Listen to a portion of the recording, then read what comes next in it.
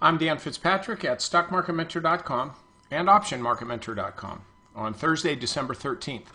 And I want to look at at Merck today. This is something, a stock I haven't looked at in quite a while, but it's actually setting up pretty interesting. We could have a head and shoulder pattern here, which is not shampoo. It's actually not something very good. There's the left shoulder. There's the head. Potentially, this is the right shoulder with the neckline right there.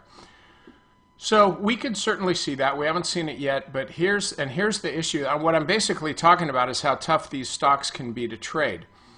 If Merck falls down below the neckline, it's going to hit the 200-day moving average pretty quickly, which is going to set up, even if only for a moment, even if only for a day or two or three, it's going to set up a short-term bounce because that's what these stocks do.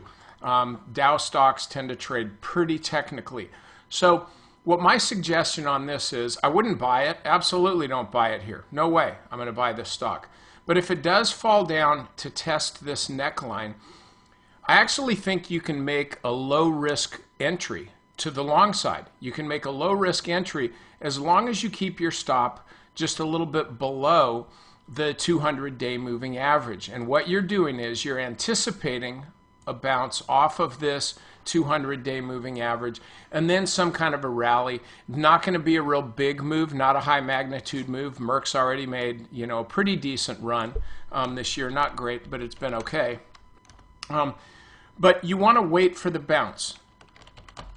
Don't buy it right now. It's not at a good buy point. So if it falls here and then you get, and this is really important, you get an upside day. In other words, you get a day where the close is higher than the open, either off of this bounce here or a little bit lower off of the 200-day moving average. But wait for more of a pullback and then an up day. That's when you buy Merck with a little stop right underneath there.